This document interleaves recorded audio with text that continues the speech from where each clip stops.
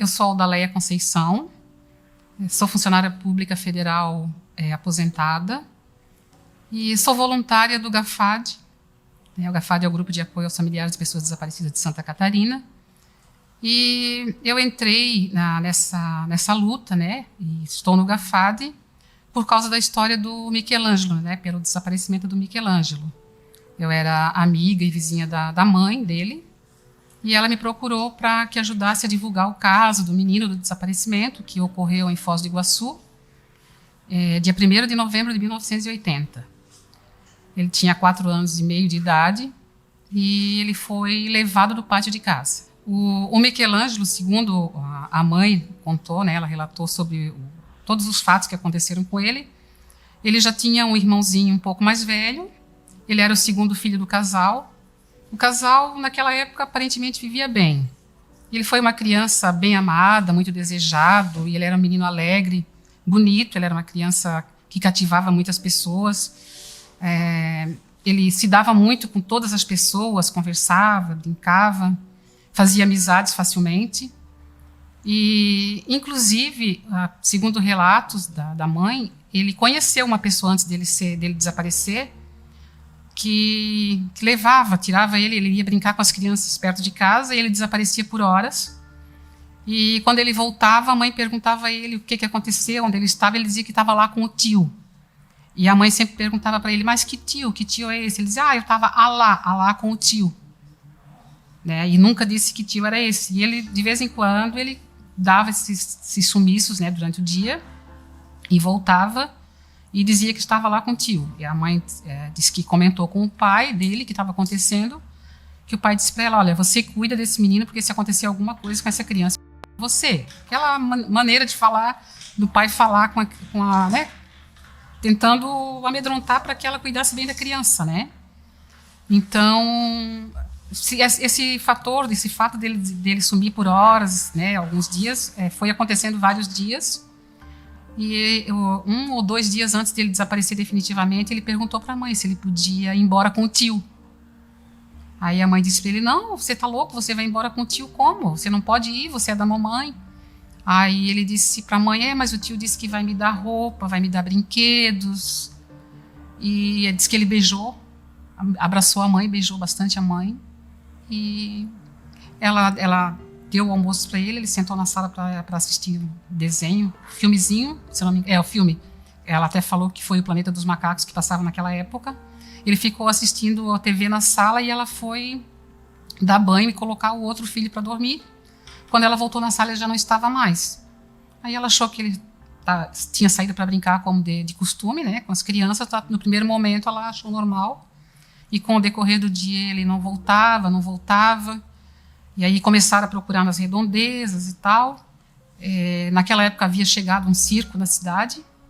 E aí algumas pessoas, é porque o pessoal do circo levou, o pessoal do circo raptou e não sei o quê.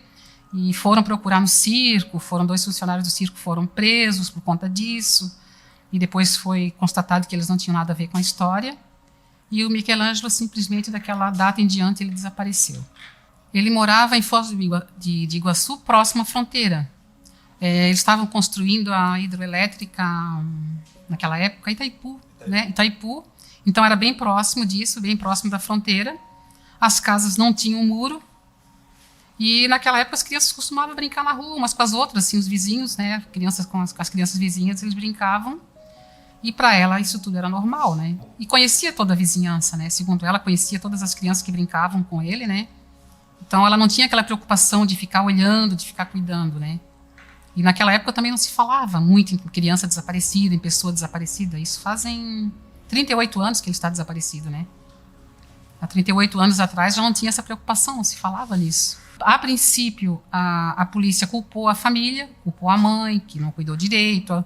Que até hoje em dia, a gente vê isso acontecer, né? Que geralmente coloca a culpa na família, suspeita é pai, ou padrasto, no caso, mas tinha o pai, né? Então suspeitaram da mãe, que a mãe tinha doado a criança, que depois ela não tinha, depois de um tempo disseram que ela não tinha doado, que o Michelangelo estava de volta em casa, porque ela, segundo os relatos dela, para suprir a falta, porque o tempo foi passando, né? E para suprir a falta, ela pegou uma criança tinha uma conhecida, ela ficava cuidando daquela criança em casa, e as pessoas começaram a ver aquela criança na casa dela, começaram a dizer que ela tinha feito aquilo tudo só porque queria aparecer, que o Michelangelo não havia desaparecido. E o tempo foi passando e a polícia abria inquéritos, aí passava um tempo, fechava, encerrava, porque não havia resultado nas buscas, né? Aí a mãe ia lá e batia pé, que tentava reabrir inquérito e tal, aí reabriam. Muitas vezes ela voltava lá na delegacia, aquele inquérito aquela documentação do inquérito tinha desaparecido toda, reabria novamente, começava do início todo o processo do inquérito, e ela achava assim que era uma situação que parecia que os documentos sumiam de propósito, que tinha alguém que realmente estava por trás, alguém, né, que tinha alguma certa influência, que estava por trás do rapto dele ou do desaparecimento, e que por isso a documentação e dos inquéritos desapareciam, tinha que novamente abrir e começava tudo do início. Então foi assim, segundo a mãe, ela tem certeza que ele foi uma criança que foi raptada para o tráfico mesmo, né? Alguns anos depois ela ficou sabendo que alguém que trabalhou em uma fazenda no Paraguai relatou para ela que lá havia uma fazenda que tinha advogados, médicos, parece que até juiz envolvido, e que levava as crianças para lá, e lá faziam documentação falsa e davam para adoção. E nesse meio tempo ela mudou, foi morar no Mato Grosso, saiu daquela região. Daí lá no Mato Grosso foi onde ela descobriu essa história do Paraguai, ela voltou para onde morava anteriormente, né? E lá também não conseguiu nada, e nesse meio tempo foi criado o CICRID, na época que foi criado o CICRID, que no Paraná ele trata de crianças desaparecidas, né? E o susto dela, né? Ela ficou pasma porque ela chegou no CICRID, a foto do filho dela não estava, o caso do filho dela não estava no CICRID e não constava como criança desaparecida. Ela teve que começar novamente o processo no CICRID, que foi onde, depois de muita luta, e fala com o promotor, e chora daqui, esperneia dali, briga com jornalistas, porque o jornalismo também horas ajudava e horas acusavam ela, né? Que ela era culpada, etc. Então, ela conseguiu convencer, depois de muita, muita luta, que eles fizessem essa progressão de idade. A primeira progressão não é essa que está aí, é uma outra, né? Então, que eles colocaram ele no cadastro dos desaparecidos dentro do CICRID e fizeram uma progressão de idade, né? Então, daí em diante, o CICRID começou a investigar. Ela sempre me disse que a investigação nunca foi à frente, continuava sempre a mesma coisa, nunca tiveram nada. Aliás, houve uma época no início que eles até chamaram ela, teve algumas informações, mas que daí não eram reais, né? Que às vezes alguma pista falsa acaba investigando, não é nada daquilo, né? E sempre voltando para a mesma coisa. Aí nesse meio tempo foi onde eles vieram embora para morar em Florianópolis, né? Que aí depois de algum tempo eu a conheci.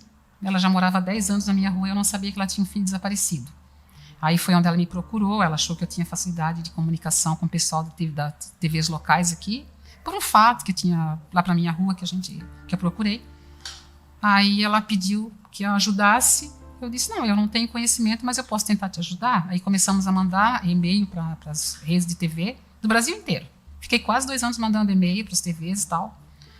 E até que um dia, quando uma emissora local aqui de Florianópolis criou esse quadro Desaparecidos, que hoje em dia ainda existe, né? E aí foi onde nós começamos toda a luta e conhecemos todos os outros familiares, e aí juntou toda a força e é onde a gente chegou até hoje, né? Lutando agora por todos, não só pelo Michelangelo, né? E ela, antes de falecer, a gente sempre conversou muito, a gente sempre tinha, como é que eu vou dizer assim, muita confiança entre nós e assim, muita sinceridade, né? Então, ela sempre dizia, né, que ela contava muito comigo para ajudar a descobrir o paradeiro do filho dela. Que ela não sabia se ela ia morrer, se ela ia descobrir antes de morrer, mas que ela estava vivendo para isso, né, para descobrir o paradeiro do filho.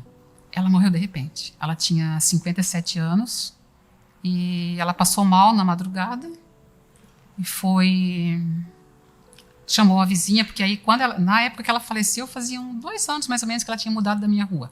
Aí ficou só a família do marido, porque aí houve a separação dela com o esposo, né, do pai do Michelangelo, e ela mudou. Então já não estava tão próximo da minha casa, mas praticamente toda semana a gente se via, conversava, né? E 2 dias antes ela tinha estado lá e estava bem, conversando, uma boa. Aí 2 dias depois, de madrugada, ela passou mal, chamou uma vizinha. A vizinha deu uns remédios, porque ela estava com uma dor de cabeça muito forte, deu uns remédios para ela, ela tomou, melhorou um pouco, tentou dormir. Quando foi ali mais ou menos umas 6 horas da manhã, ela ficou ruim novamente, deu aquele mal-estar. E aí chamou a vizinha, e a vizinha viu que realmente ela estava muito mal, chamaram o SAMU e tal. Quando o SAMU chegou, ela já tinha falecido. Foi uma coisa muito rápida, né? E segundo o laudo médico, foi um AVC seguido de um infarto. Imagina a carga que ela carregou, 30 e poucos anos, 38 anos, né? Ela acho que foi muito forte, ela durou muito, sabe? O ano passado a gente teve 4 baixas. 3 familiares e o major, né, que faleceu, o comandante aqui, né? Mas 3, né, um pai e 2 mães que se foram sem encontrar os seus filhos, e eram pessoas que foram adoecendo, porque é muita falta de informação, falta de apoio, sabe? Elas não têm aquele amparo que precisavam do poder público para seguir em frente.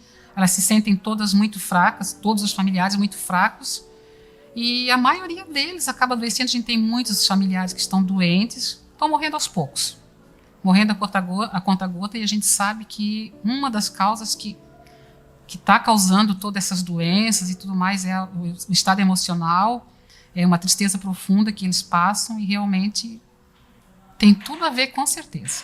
Ela tinha aparentemente uma boa saúde, e ela nunca me falou que ela tinha alguma doença, alguma coisa. Só percebia, assim, muitos dias muita tristeza, sabe, um desânimo, que isso acontece com praticamente todos esses familiares que estão há mais tempo procurando seus familiares, né? Mas com certeza foi uma coisa assim que eu acho que foi tipo, explodiu a bomba, sabe? Ela foi aguentando, ela foi suportando, né, aqueles fatores e acusações e tudo mais, e a dor do desaparecimento. Ela teve um agravante muito grande também, porque ela teve 3 filhos, né? Depois do Michelangelo, que era o do meio, ela teve mais um, o mais novo, né, que hoje ele está com 31 anos. Depois de alguns anos, está fazendo 8, quase 10 anos, ela perdeu o filho mais velho num acidente de moto. Então, todo esse somatório, todas essas desgraças foram acontecendo, e realmente ela era uma pessoa muito triste. Você olhava no fundo do olhar dela, você via tristeza. Que vê nos outros também, né? A gente consegue perceber, né? Talvez vocês que vêm uma vez ou outra não percebam, mais que a gente que convive diariamente, a gente já sabe.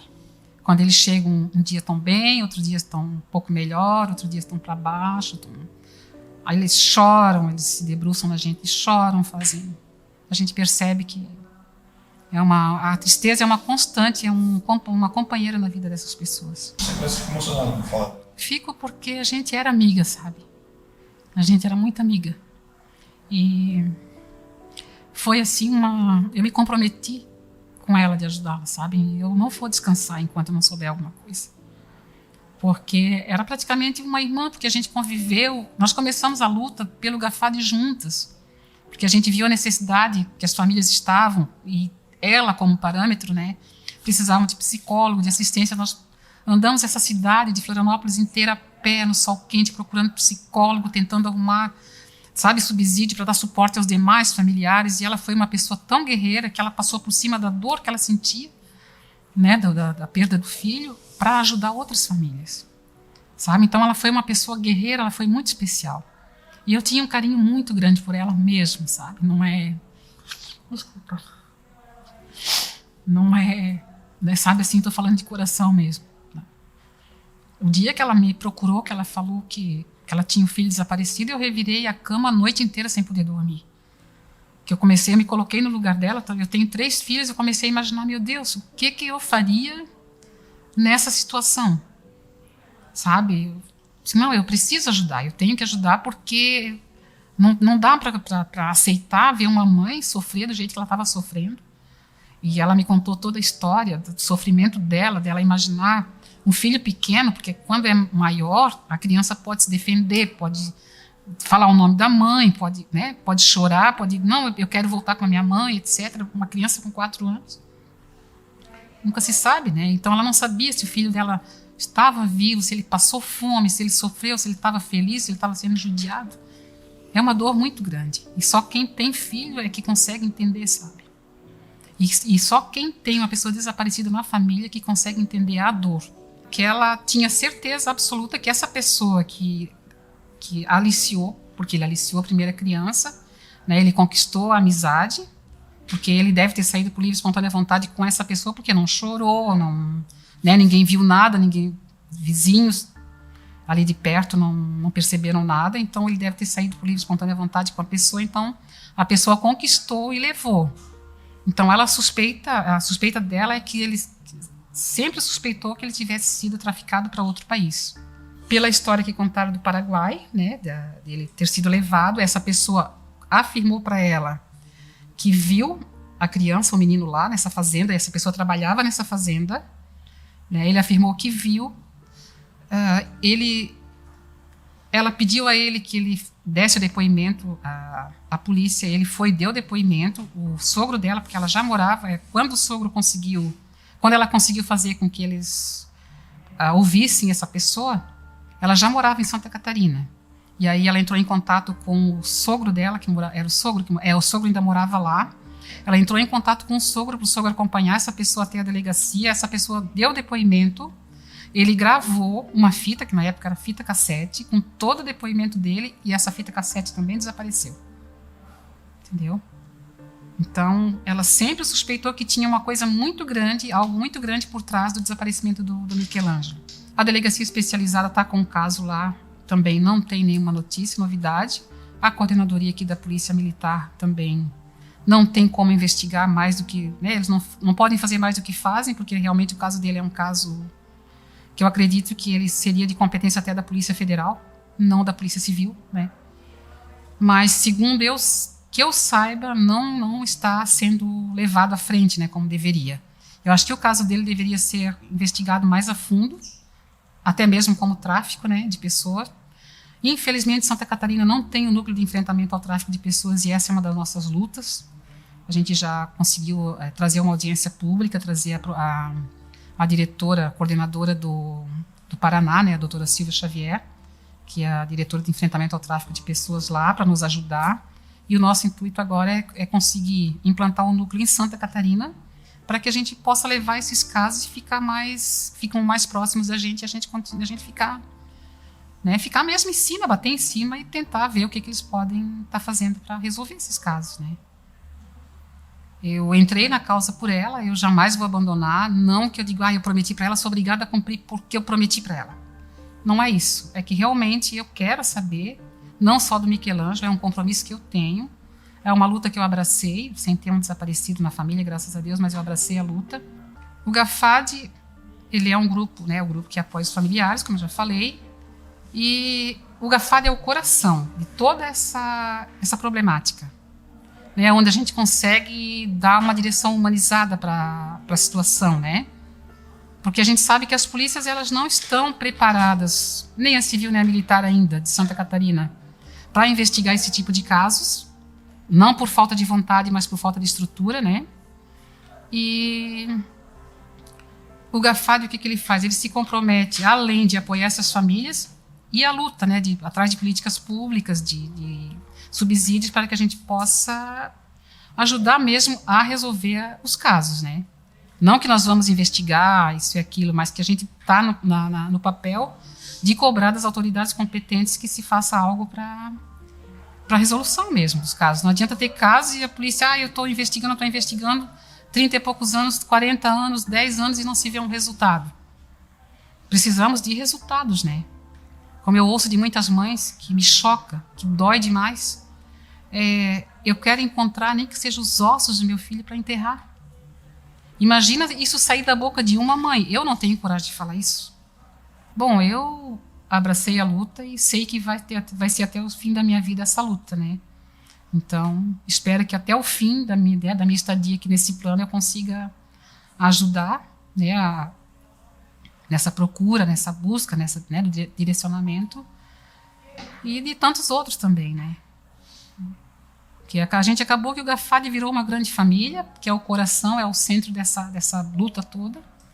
Nos tornamos uma família porque para mim, para nós, não só para mim, para todos os familiares, né, a gente se abraça, a gente chora quando, né, por exemplo, quando se encontra um óbito, a gente chora junto, a gente vive o luto com a família e a gente comemora quando se encontra, né? Então, não tem mais como a gente se dividir, não tem mais como separar, né?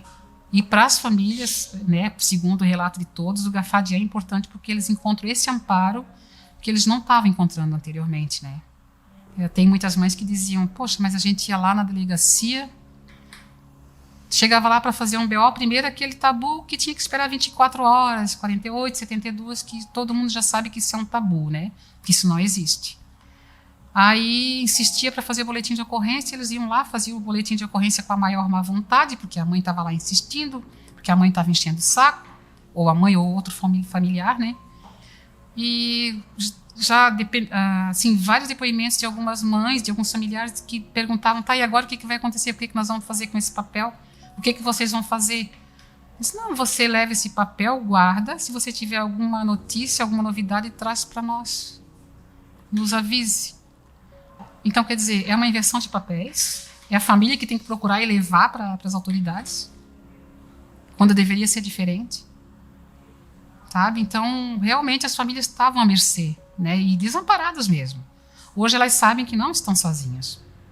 A gente temos duas mães que já passaram, que passam, ainda estão passando pelo desaparecimento, que se fortaleceram um pouco, né? Não, mas que no primeiro momento abraça o familiar quando ele chega até nós, conversa, relata a experiência dela e faz com que ela o quê? Que reaviva a esperança naquela pessoa para que ela não desista, para que ela continue a procura, sabe? Então, é muito importante esse apoio dado a essas famílias. Ela sabe que eu jamais ia deixar de procurar, deixar de ajudar, né? Não é que eu estou procurando, né? É apoiar para que se consiga encontrá-lo, né? Que eu não sou policial para procurar, eu divulgo, eu faço de tudo dentro do GAFAD, eu faço tudo que está ao meu alcance e também como pessoa, eu faço tudo que está ao meu alcance para ajudar na localização tanto dele, como eu já falei, tanto dos outros, né?